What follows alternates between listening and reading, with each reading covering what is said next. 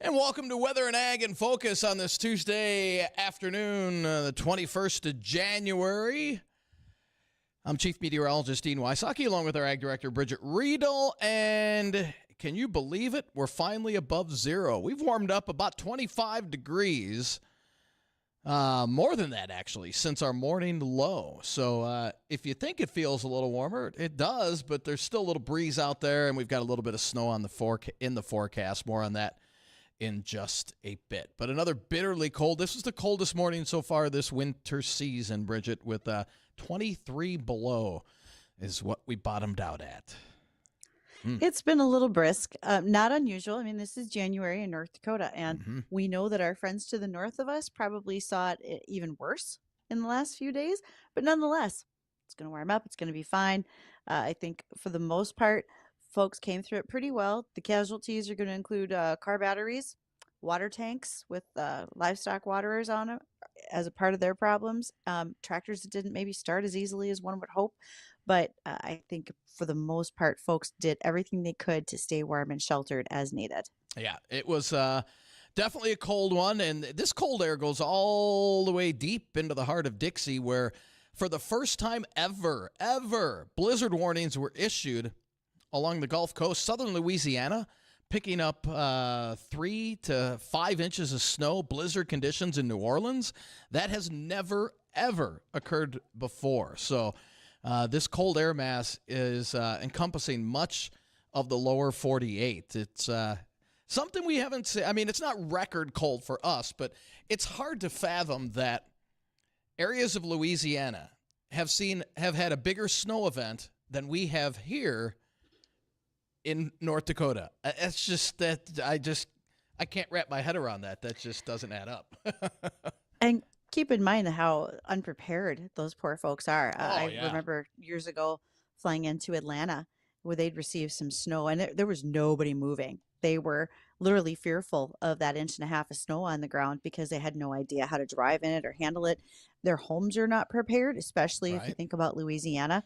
So they're going to need several sweaters. And I bet there's quite a run on small heaters to be used in homes and under desks at offices and so forth. But it's going to get better, folks. You're going to be okay. We make it every year. I wonder if they closed down Bourbon Street, because that's never happened before. If the snow was bad enough where they closed down Bourbon Street.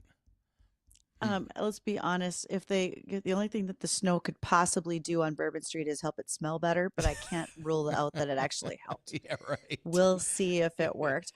But I mean, overall, Louisiana, they'll be okay. The little ice on the swamps, gators might not like it much. Yeah, right. No doubt about it. Well, our weather in comparison is getting better, and that's good news.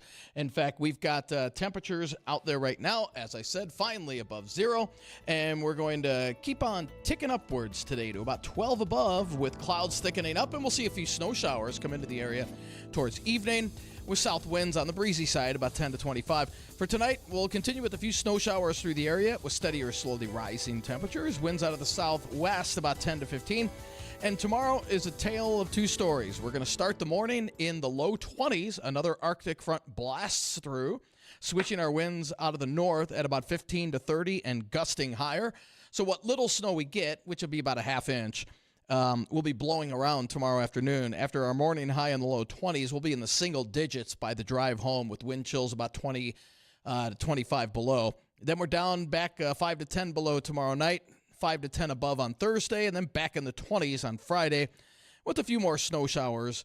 But the bitterly, and I'm talking the dangerously cold weather that we just had, I don't see that returning, at least in the foreseeable future. We'll see a little piece of that late tomorrow into Thursday. But other than that, a more normal-looking forecast in terms of temperatures, a few clipper systems. I've had a few people ask me, do you foresee any decent measurable snow where we might be able to get the snowmobiles out? And quick answer to that is, according to the LRC, the month of February should be a little stormier. It will be a little warmer as well. But that first week in February, we've got 1, maybe 2 decent clipper systems coming through the area, which should deposit some more meaningful snow through the area. So we'll be watching that. I think the first one comes through about February 2nd.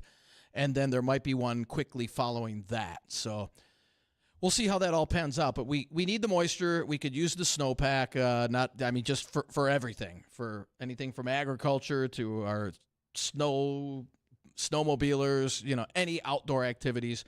We could use a little more in the way of moisture for sure. Well, this weather update is sponsored by Ryan Bonesack with Equitable Agri-Finance. He is providing long-term fixed rates for farmland financing, and he's here to help local farmers. And don't forget about you ranchers. Give him a call at 701-261-6529 if you have an interest, and he'd be really happy to help. Now, you mentioned things that are going to be happening with the LRC, etc. I've noticed on the LRC as well that as they talked about that first week of February, we're still looking like we are clear for February 5th. In fact, that temperature-wise is looking very nice because we'll be hosting Agronomy on Ice up at Devil's Lake. It is farm show season tomorrow. Sioux Falls Farm Show. That'll be going on Wednesday, Thursday, and Friday, every day from 9 to 5, Friday 9 to 4. And it'll be at the Denny Sanford Center down in Sioux Falls. 330 exhibitors, over 1,000 agricultural products and services, and anticipating well over 18,000 folks in attendance from the Dakotas, Minnesota, Iowa, and Nebraska. I myself will be down there as well, taking in that show and probably getting a chance to visit with all the exhibitors, talk to them about what's happening in their areas of expertise, you might say, and just looking forward to being a part of another trade show that happens this time of year. So thank you to the folks in Sioux Falls who've graciously invited me to stop by. That sounds like an awesome place to go. And when you said it's cold out, Dean, I just had a video come to me from some livestock producers. This was actually down in Oklahoma. They're not used to a lot of freezing temperatures either. And they had a young calf that wandered away from the herd and started walking out on a pond on ice and got fairly far out until it broke through. Thankfully, those ranchers saw that calf and, well, they had a bit of a polar plunge. All they had to do was wait out and break the ice away so the calf could swim back because unfortunately it was sort of stuck.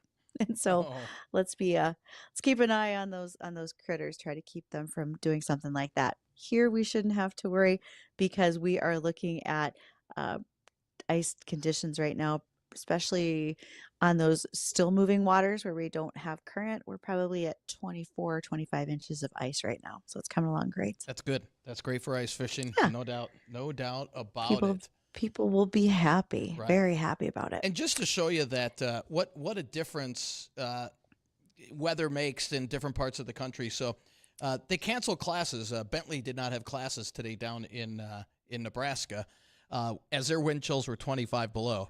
And yet we're up here 45 below, and we'll get through it. But so it makes a huge difference, doesn't it? I mean, depending regular where you day live in the neighborhood. Yep, no doubt. No doubt. Well, some of the other things that have been, going on right now as far as farm shows, etc. The Consumer Electronics Show just was held in Las Vegas, and it's not really a farm show.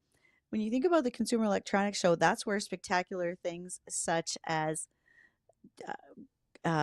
Apple iPhones was first announced, and so many more things, the smartphones, etc.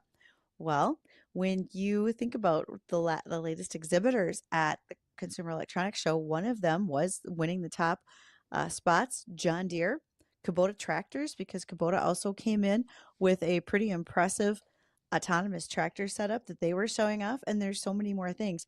If you talk to particularly orchard growers, they notice right away that they are able to redeploy their labor.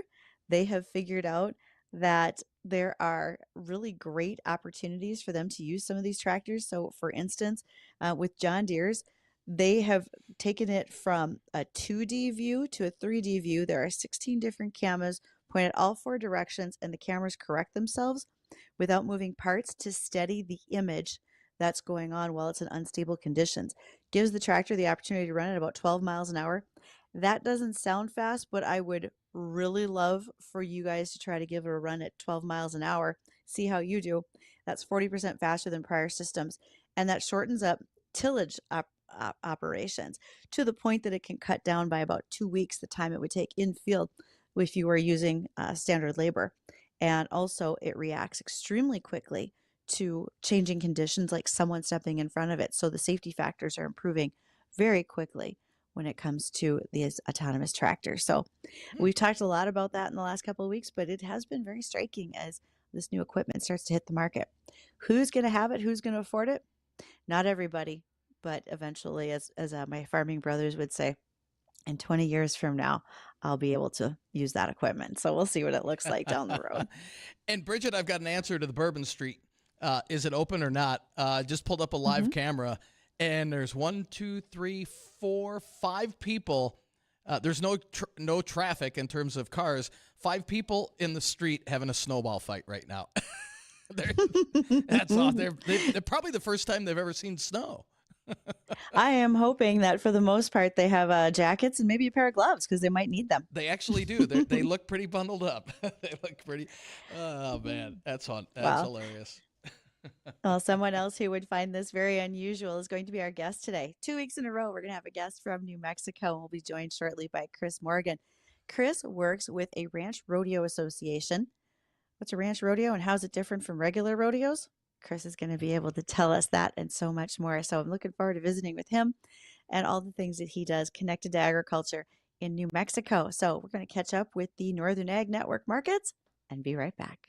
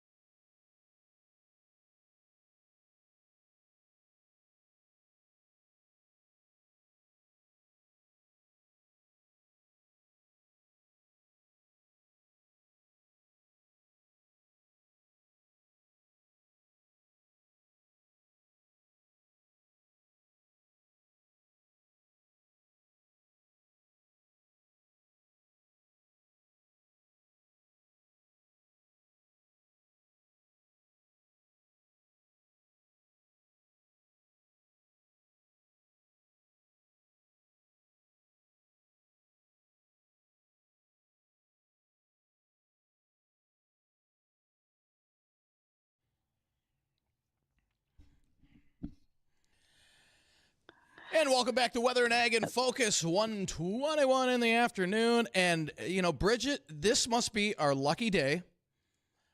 This is, I believe, the second day in a row that we are graced with the piping voice of one of our most distinguished listeners, John. John, what in the world, how are we so lucky to have you on the show 2 days in a row? What are you going to enlighten us with today, buddy? Well, first of all, I think I solved your furnace problem. Which I is? hope you got good insurance, though. You have good insurance, right? Yes, I do. Well, there might be a little siding damage, but I dragged the heater that I used to warm up the engines on the WAG drone and just kind of aimed it in through your garage door. So your house should be nice and toasty. All right. Well, thank you. Thank you. As far as Bourbon Street, all they got to do is open a few doors. The fumes will melt the snow and ice. That's not an issue there. Well, that's a good point. See, man, He's not wrong. He's not wrong. If you've ever spent any time on Bourbon Street, you understand that the snow can only be a cleansing effect. Right.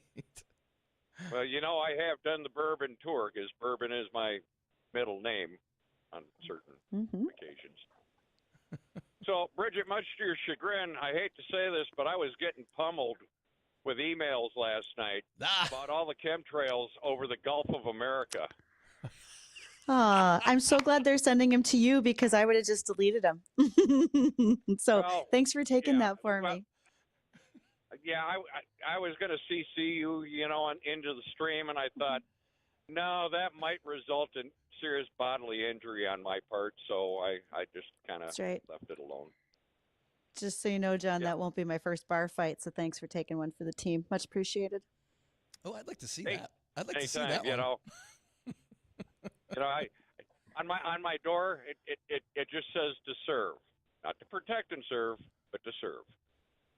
Fair enough. And you can do it 12 ounces at a time. So thank you, John. Much appreciated. Actually, in my world, it's 1 ounce at a time preferred. Hey, on the plus side, it's like 0 degrees out here today. Dean and I will be wearing Speedos after the show. Oh, boy. What a horrible mental image. I don't normally take the initiative to turn my mic on, but I didn't need that to start my day. You're right. Now that it's seared into your memory for the afternoon, I bid you fair. Thank you so much, Thank John. you. Wow. Oh. Our poor guest had to listen to this. Are you kidding? Man. Speaking of our guest, Chris Morgan, how are you? I am cold, but not as cold as y'all. I mean, I've spent the last 4 days out in the woods, and I think the lowest morning, I think it was 1 degree, and there was about a ½ inch of snow, but the afternoon warmed up to 50. Now, I got home yesterday, and we got down to -2. So y'all can keep your weather. Please come retrieve it. Right. I've had several. Not why I live here. No, I've had several folks say, please get your weather off my lawn. I can't do this anymore. So I understand where you're coming from, Chris. So, Totally Chris, fine. give an introduction, if you would, please. I introduced you as being a part of Ranch Rodeo Association, but there's so much more. Yeah, we'll start off with that. So, as you said, my name's Chris Morgan. I have to give a giant shout out to my friend Sarah Ford out at the Fargo wing of the Air National Guard there. She's a dear friend. I've been up there a couple of times thanks to her. I was former active duty Air Force or active Guard just like her. Since then, I've become a contractor, but my big focus and my family's big focus is registered paint horses. And of course, the ranch rodeo is kind of our passion is what it is. That's what we do here. We started this program back in 2020, right during COVID, and said, hey, let's bring some entertainment back to our part of New Mexico. So for those of you familiar, we're in Albuquerque. Go straight east about 40 miles over the mountains, and that's where we're at. We sit in a high desert valley known as the Estancia Valley, which is where our rodeo gets its name from, is the Estancia Valley Ranch Rodeo. And it's a lot of fun, Bridgette. We do it every July. It's thank goodness it's usually around monsoon season, so we get a nice evening rain or afternoon rain, and then by the time show starts, it's a beautiful evening. So that sounds like a perfect way to end a day. But okay, let me just back up a little bit. We'll get to paint horses and certainly talking about your military service in time here. But ranch rodeo, when folks think of rodeo, they're there for the excitement of bull riding, broncs, team roping. That's not always the same events that you're doing at Ranch Rodeo, correct? No, so we are part of the Working Ranch Cowboy Association based out of Amarillo, Texas. They focus on what these guys and girls do Monday through Friday out on the ranch to keep America in cattle. So think about Yellowstone, but like in real life. Our events have sorting, where you're actually like sorting cattle out, stray gathering. It's team roping, but on steroids because you've got 2 calves and 4 ropers. We practice branding. We also do something called ranch bronc riding, which is, what happens if your horse breaks in half while you're riding it. So you have a rope and chaps and the saddle horn. And then the one that everyone loves is wild cow milking. So imagine taking a cow that does not want to be touched, and you're going to get a beer bottle worth of milk, or at least 10 drops into it in an open field. And that's the one I have to say, that's the one where I almost got it last year and had to jump over a fence into some couple from Italy that was sitting in the front row. I landed in their laps and they started carrying on, and I'm like, no habla. Wow. So sorry I had to So spill your popcorn, but I really needed to get away from that arena right now. I got it. Okay. I'm like, sorry, I promise. Chris, how long did that take? It depends. Some of these kids are really fast. We've got some young cowboys that they usually pick the skinniest, fastest, longest legged guy to go, run the beer bottle back to the judge and I. And some of them do it in under a minute. That means they let the cow out, they rope it, they milk it, and then they run across the arena to drop the beer bottle off with the judge. And it's like I said, most of the time they get these young wiry kids, but every so often you get somebody like me that's been around a little bit and a little bit rounded. Man, some of these old guys can hustle, so props to them. Wow.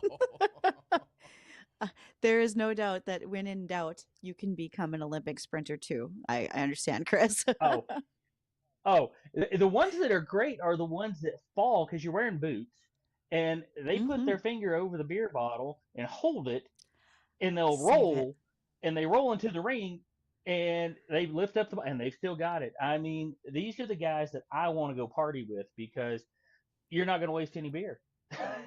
No, they don't want that to happen. They went through all that work for that precious droplet. Okay. Exactly. Before we get to bottom of the hour news, I have to ask, when you say practice branding, are we talking fire brands, freeze brands? You got electric brands? How exactly are you going to get that brand on that animal loose in an arena? We use chalk, and they rope it. They drag it out basically to a big chalk bucket, and they use a brand and actually put a little chalk mark on it. This is a fun one because you get a lot of young kids that come out and help their teams participate in that one. So you see the daughters and the sons of the cowboys that are on the team that actually come out and help carry on that generation. Oh, that's excellent. All right, folks, with us today is Chris Morgan. He is calling us from New Mexico. He is part of the Working Ranch Cowboy Association, and we have so many more questions, and I bet you do too. You are welcome to reach us on our phone line, 701-293-9000. Emails can be sent to weather or ag@flagfamily.com, and you can be watching us live, not just listening, on youtube.com or facebook.com, as well as Acres TV. We will be right back.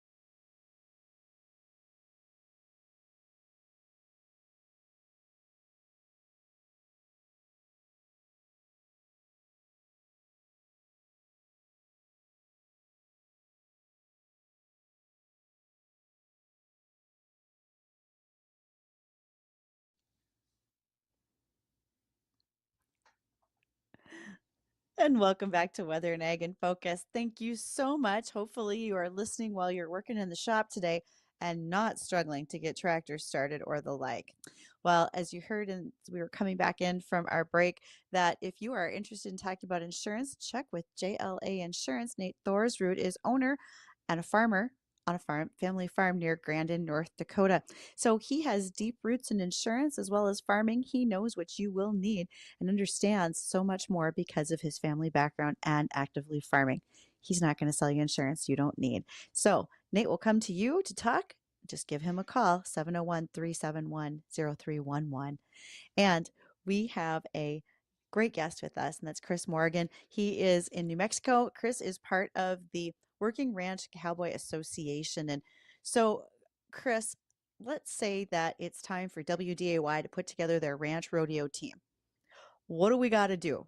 First of all, get to New Mexico, but what else does someone do when it's time? Well, so the cool thing about it is anybody that has a team that shows that they derive their income from ranching or cattle operation can form a team. So most time it's 5 people because you need, like I said, one young wiry guy to run for you. You need one that's a ranch bronc rider because a lot of us older guys that just hurts to come off a horse.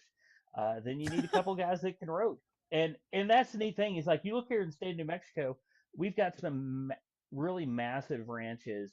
We're talking 10, 15, 20,000 acres, and they have teams just as much as the little cow calf operations. They go in together to form these teams. Here in the state, I want to say we probably have 10 teams, which reflects just our ranching heritage. Here in New Mexico, we have been a cattle mainstay for years for since the Spanish got here, which also plays into the fact that our rodeo, just like all of them, support the WRCA Foundation, which is a charity that gives scholarships and emergency funds to these working cowboys and cowgirls if something goes bad. As y'all might know, down here in the Southwest, we've had lots of range fires, massive fires in the Texas Panhandle that have taken out, I mean, cow calf operations from border to border, and the WRCA is there to kind of give back, and that's the real big reason why we do it. Is it's we have a lot of fun, but we also love to get back. So y'all bring a team down. I'll help you get carded, and I'll save you a spot. Well, thanks, because I don't mind getting carded. It's been a while. They recognize me now. Fair, Okay. fair. So so Chris, I heard you say, that the charity foundation helps to support when there are cowboys in need. And it is I'm wondering if this is something we can talk about, but sometimes things happen in the arena. 2 years ago, I remember watching the Budweiser Clydesdales, a hitch went down, and how quickly the veterinarians and the trainers got there. And they kept the audience calm. The announcer did a wonderful job of calming everyone down so that there wasn't a lot of noise to bother the horses. And then those on the arena floor managed to untangle all 8 horses without an injury. All the horses got back up and everything was fine. When something like that happens in the arena for you, do you have a team who's there? Because it's not just the cowboys you got to take care of, it's the animals that could be in need as well. No, and that's one wonderful thing is I am married to a registered vet technician, and our best friend is a veterinarian. So we have at least 2 veterinarians on site, and all these cowboys, cowgirls know, if a horse goes down, if a cowboy goes down, how to get in there and just take charge and work with that animal or work with that cowboy to get them taken care of. Unfortunately, as you know, remember Bridgette, a couple of years ago, we had a young cowboy get killed at our event. He was Hmm. I guess he was on a television show, Trace Adkins, Cowboy Challenge or something like that, and he came off the horse wrong and landed, and unfortunately he did not make it. But thanks to and that goes back to just rural communities. A lot of these cowboys are also firefighters and EMTs, and they were able to get out there, and we did the emergency response as quick as possible to allow his parents to get there. And now our Ranch Bronc winner gets the Jackson Taylor Memorial Award and a cash prize just because, hey, we all realize this happens, but just like just like in farming, just like in dairy operations, just like in the cattle world, bad things happen. But if we don't get back out there and take care of business, you know, people lose income, people lose jobs. It's a bad day. Right. And Chris, we've got a emailer question. You mentioned earlier that you served in the military, you served in the Guard, and our emailer wants to know, what is more difficult, serving in the military or doing what you're doing in terms of the rodeo? I'll be honest. Like, a lot of the skills overlap, and that's one thing that the foundation, the association board loves is when it's time to start. I have everything very regimented. Hey, this is what we're doing, and this is what time, and I've already got backup plans ready. My wife tells me, and my board tells me, "Hey, we're not your airmen. We are your board members. Treat it like so." And I just kind of look at them, and I do the knife hand and be like, "No, please do this." So it's even. Honestly, the military is fun, and I love doing the rodeo. It's a 11-month cycle now. I take 1 month off before we start again. So Wow. yeah. So, But you know okay. what? I would not trade it. Yeah, you wouldn't trade this because this is some of the stuff that you have the most fun doing. Oh yeah, absolutely. Well, and we've given over $40,000 back to the community in over 10 years, or not 10 years, over 4 years. We give to ag youth organizations. It's fun for me to, like, after all this work, to be able to go down to the FFA, or like last year down to the county fair, 2 county fairs, and give money to each set of kids for their animals. So that way, it just puts a little more money in their pocket, and it helps that next generation of ag producers. Oh, I love that you're helping out that next generation. And when you mentioned the start, there's a circuit, so it's not just a one and done event. This moves around. How many events are held, and kind of what's the proximity? What's the radius that folks are traveling to be a part of that? Well, so right now there are 27 different sanctioned ranch rodeos, and we're talking about all the way from central Arizona to southern Wyoming, Nebraska, a lot in Texas, Oklahoma, and of course New Mexico, and a few in Colorado. The fun thing is like our event is one of the only ones going on that weekend that's not invitational. There's one other, it's the Texas Invitation. You have to be a Texas ranch. So we have teams that come from eastern Oklahoma. Last year we had a couple of teams from Arkansas that wanted to come, and I kind of remind them, it's like, hey guys, diesel's $3.50 a gallon here. Are you sure you want to drive 16 hours? And they're like, yep, let's do it. But that's the fun thing is, it's in Santa Fe, it's in the capital. They love coming. So we've got a very big range, and we usually, I think this year we have 70 different teams that could come. That's phenomenal. Honestly, I have a niece and nephew on a ranch rodeo team up here, and you're right. I'm going to have to remind them the cost of diesel fuel, or you're probably going to see them at some point when they get it a while Well, there. well, and we have a youth rodeo this year. Tell them to come on down. I'll Oh, I'll they're save not them a youth spot. They anymore. ask us to put on. Oh, They're 18 and 19. Let them get abused like everybody else. It's fine. deal, deal, deal. Tell them to come down. It'd be fun. Not to mention it's Santa Fe. So, well, and that's part of the questions to ask you today is that your part of the world. Somebody says New Mexico, all I think about is arid high desert. I don't think about the fact that there's much there besides desert and maybe a little bit of pasture land for your paint horses and some cattle. Tell me about your region. Oh my gosh. So literally, like where my wife works, my wife is a barn manager for a dressage and a Western horse barn. They sit at the foot of Ponderosa Pines. I mean, where we're at in this valley, we're 20 minutes from pine trees. You go into northern New Mexico, and you've got just lush, massive mountains and trees.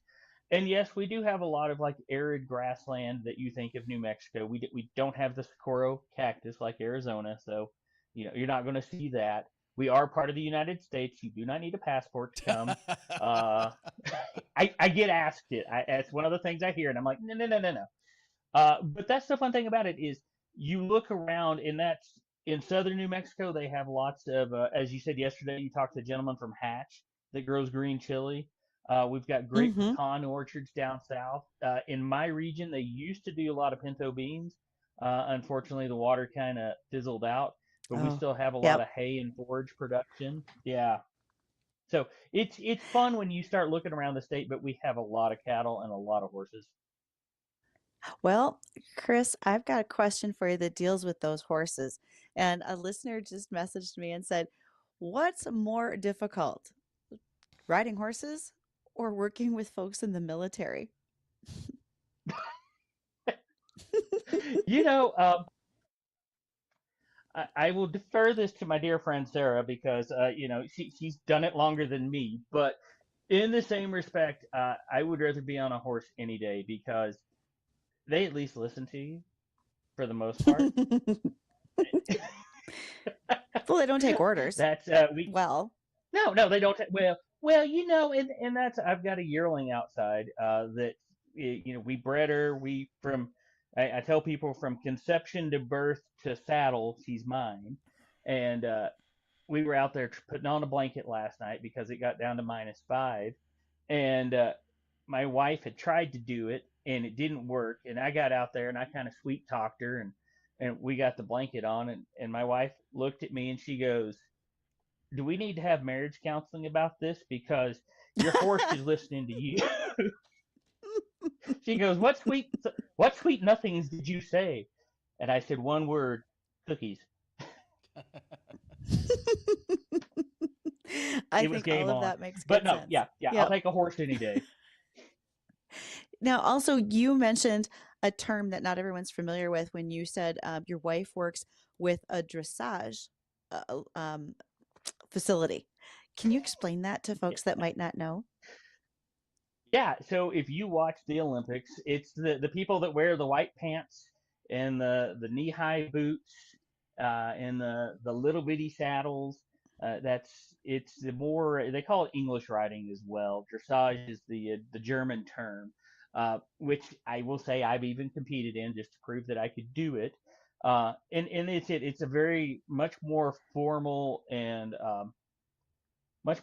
classic riding compared to what we do here in the West, which is Western riding. It's more of what came up from Mexico with the vaqueros, and was turned into this hodgepodge of what you see on TV or what you see in the rodeo arena. Mm-hmm. So, Chris, we've covered so many different topics today. I didn't know we'd get to quite so many, but what didn't we cover when it comes to the Ranch Rodeo Association? Well, I will make my shameless plugs. You can find us on Facebook at East Mountain Rodeo Association of Edgewood. You can find us on X at Ranch Rodeo Boss. That's me. We're on Instagram too. I don't handle that. I let my girls handle that. That's one thing. We have the only ranch rodeo queen in the United States. She's been featured in Cowgirl magazine. We put this program in 3 years ago. Our ranch rodeo queen director is actually the current Miss Rodeo New Mexico, Alyssa Salter. She's up at the National Western Stock Show in Denver. So that's another fun thing we do. But you can find us online. Our website, I think, is eastmountainrodeo.com. And we post all sorts of stuff. We have a lot of fun. But the big thing that you'll notice about us is we support small and local businesses throughout the country. It's not a local thing. It's like, hey, if you're willing to help us, I'm willing to promote you, which is how, Bridgette, I ended up here in North Dakota this morning.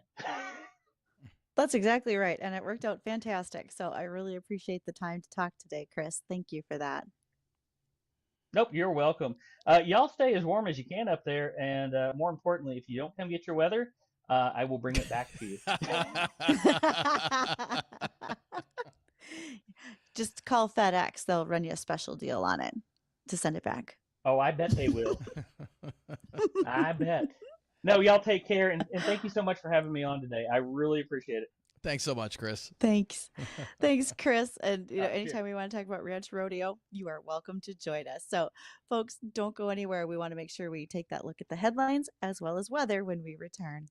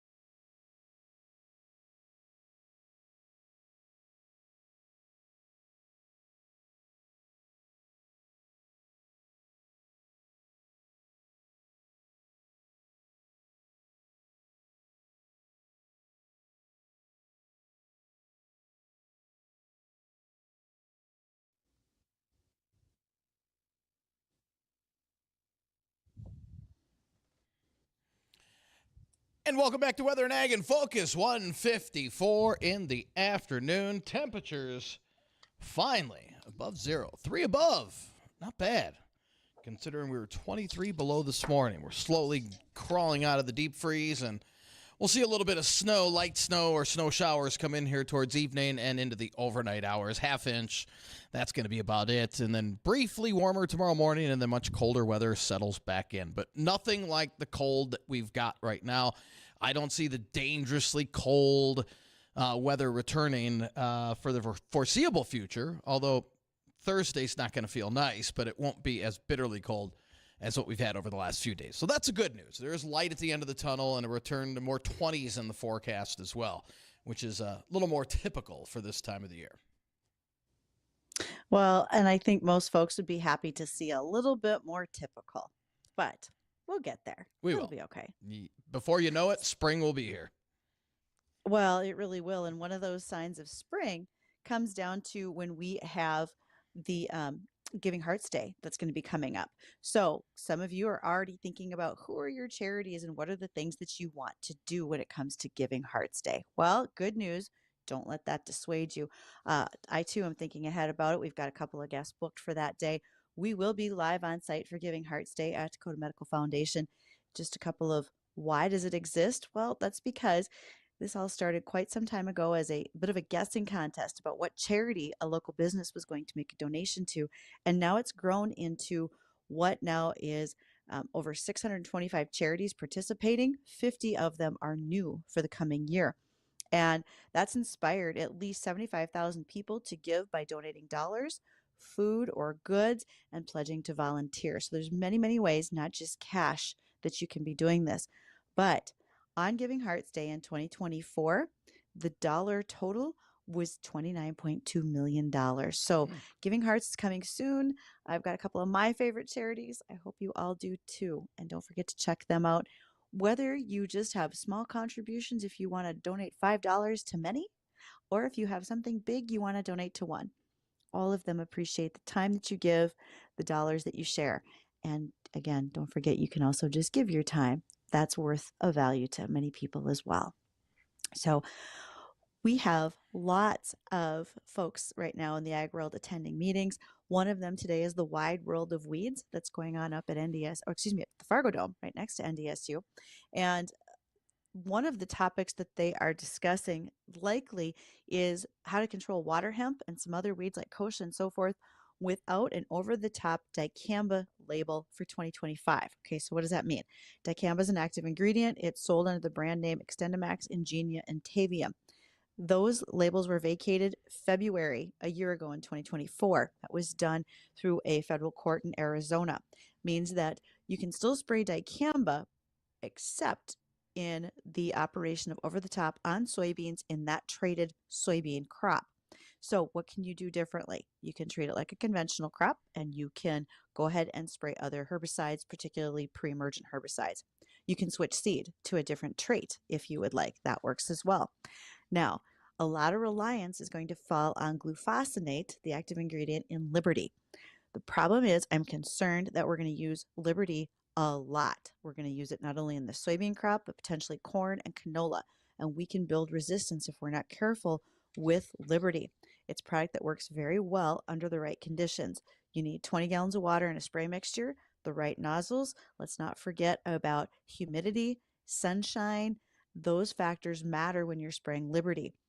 And above all, we need to spray small weeds. If it's larger than a 12-ounce can of pop, you are running into, in fact, if it's larger than 4 inches, but certainly that can of pop, we run the chance of resistance because the weeds are too big to take in their dosage. So a reminder, we don't have dicamba. It doesn't look like we're going to have it for the over-the-top treatments in 2025.